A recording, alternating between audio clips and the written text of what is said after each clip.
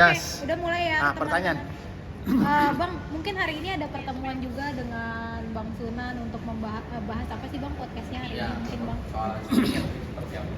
Jadi hari ini memang karena podcastnya itu Pak Partahi dan Prof Cita yang mengundang kami, ya saya dan Sunan untuk sebenarnya lebih kepada semacam forum debat ya, di mana Sunan diposisikan sebagai pembela dari dokter saya lupa namanya itu, dokter Oki. Nah, saya sebagai pengacara dari SS. Memang dalam pembicaraan itu juga lebih banyak berbicara mengenai misalnya kewenangan BP POM. Kenapa ada pihak lain yang bisa melakukan review padahal secara aturan kan tidak punya kapasitas. Sehingga kita berdiskusi tentang hal itu. Tapi ada satu pertanyaan dari Pak Partai, apakah kasus itu bisa diselesaikan? Saya bilang bisa sepanjang misalnya ada korban dari SS yang menyatakan bahwa dia sebagai korban karena menggunakan produk SS.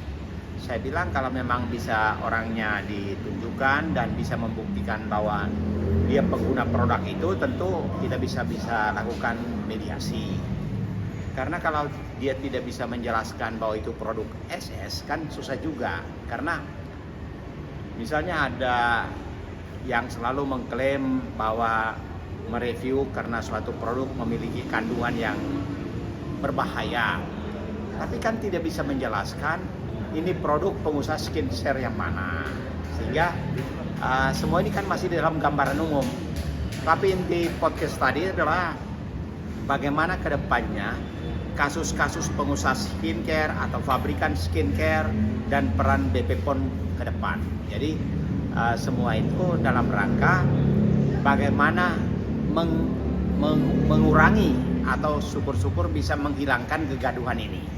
Karena masyarakat pasti bingung produk mana yang berbahaya, mana yang tidak, mana yang dianggap paling ampuh.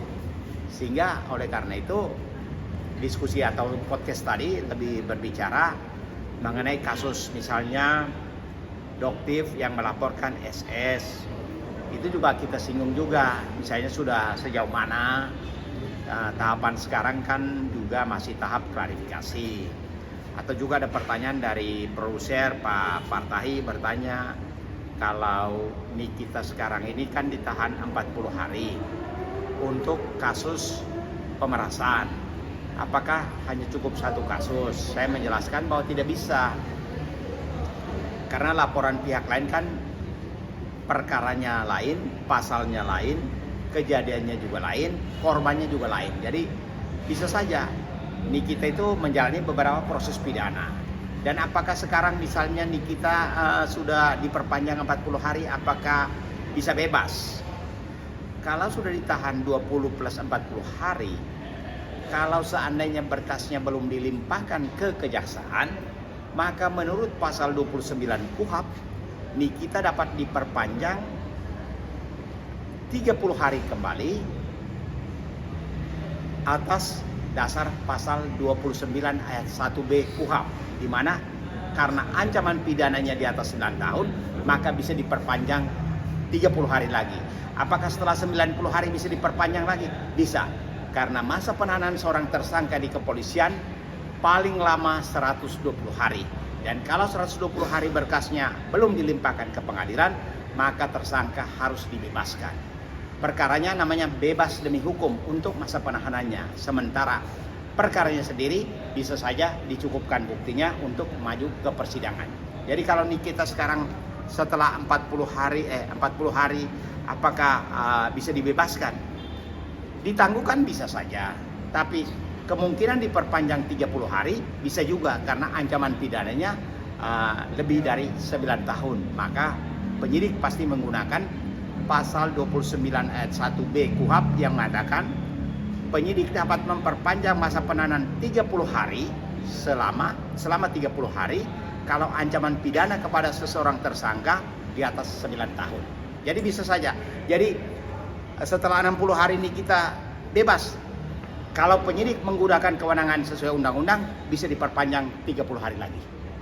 Oke Bang, ini kan tadi Bang Sunan juga menegaskan bahwa sebenarnya proses yang laporan adoptif ke SS itu kan berjalan ya Bang. Ya. Dan dia bilang maksudnya memang harus diproses secara hukum. Itu gimana Bang? Kalau dari apakah meyakini bahwa SS itu bisa diproses di penjara? Oh enggak, laporan doktif itu kan mengenai kejadian yang di rumah makan di Pulau Gadung. Sekarang ini saya mau kasih tahu teman-teman masih dalam tahap klarifikasi. Jadi suatu laporan tindak pidana di kepolisian itu ada minimal 3 tahap. Pertama namanya klarifikasi. Klarifikasi itu adalah pihak yang melaporkan dan dilaporkan memberi keterangan. Namanya BA wawancara atau BA klarifikasi. Setelah klarifikasi, lalu masuk ke tahap namanya penyelidikan. Penyelidik itu maksudnya apa? Untuk menggali keterangan atau memeriksa saksi-saksi untuk membuktikan ada tidaknya tindak pidana. Setelah ditemukan adanya tindak pidana dalam tahap penyelidikan, maka masuk ke tahap namanya penyidikan, naik sidik. Naik sidik tujuannya apa? Untuk menemukan siapa pelaku tindak pidana. Maka di tingkat penyidikan itu akan ditetapkan ada tidaknya tersangka. Jadi tahapannya klarifikasi, penyelidikan, dan penyidikan. Jadi kalau ada pertanyaan bahwa apakah kasusnya jalan, masih terlalu jauh untuk kita memberi pendapat karena tahapannya untuk tahap penyelidikannya masih berjalan. Pemeriksaan klarifikasi, penyelidikan untuk menemukan ada tidaknya tindak pidana. Setelah ada tindak pidana baru naik namanya penyidikan untuk menentukan tersangkanya. Jadi untuk sampai ke tersangkanya itu masih harus melewati tahap penyelidikan. Jadi sekarang masih klarifikasi. Klarifikasi itu memeriksa pelapor, memeriksa terlapor, menunjukkan bukti-bukti, baru di situ penyidik berkesimpulan ada peristiwa pidana, ada tindak pidana. Setelah penyidik melihat ada peristiwa pidana, maka namanya naik sidik. Naik sidik untuk menetapkan ada tidaknya tersangka. Begitu. Berarti Jadi untuk SS sendiri belum ada klarifikasi atau udah pernah? SS terakhir klarifikasi itu tanggal 20 Maret kemarin. Dia diklarifikasi. Setelah klarifikasi baru penyidik berkesimpulan ada tidaknya tindak pidana. Jadi kalau misalnya pengacara doktif Saudara Sunan mengatakan akan jalan, saya kira tidak boleh mendahului penyidik karena penyidik masih bekerja. Masih 2 tahap lagi, penyelidikan dan penyidikan. Setelah penyidikan ada tersangkanya, baru tahap yang namanya P21 lengkap atau tidak. Jadi masih panjang, gitu loh. Atau contoh kita bilang kasus Nikita, sekarang dia di tahap penyidikan, dia sebagai tersangka. Setelah 40 hari selesai, jadi 20 hari pertama tambah 40 hari jadi 60 hari. Kalau kejaksaan menyatakan lengkap, berkas diterima. Tapi kalau tidak lengkap, kejaksaan masih memberi wewenang kepada penyidik untuk memperpanjang 30 hari lagi. Jadi 90 hari. Setelah 90 hari masih bisa diperpanjang, masih tambah 30 hari lagi. Jadi jangan berpikir bahwa setelah 60 hari dia pulang, polisi masih punya wewenang memperpanjang 30 hari. Setelah menjadi 90 hari masih bisa diperpanjang lagi 30 hari sehingga totalnya 120 hari. Mengapa itu boleh? Karena undang-undangnya membolehkan. Pasal 29 ayat 1B KUHP. Itu intinya. Bang, tadi juga Bang Sunan menjelaskan bahwa SS ini bersedia menerima ganti rugi atau melayani pengguna skincare-nya jika terkena masalah dalam skincare. Oh iya, jadi memang ada pertanyaan, apakah kasus ini bisa diselesaikan? Saya bilang setiap kasus bisa RJ. Tetapi RJ yang bagaimana? Misalnya begini, ada orang memakai produk SS, lalu menimbulkan dampak, bopeng-bopeng kah, benjol kah, bengkak kah apa. Sepanjang dia bisa membuktikan bahwa dia membeli produk SS, belinya kapan, tentu bisa dimediasikan. Tapi kalau dia hanya mengatakan saya korban, korban dia pakai produk siapa?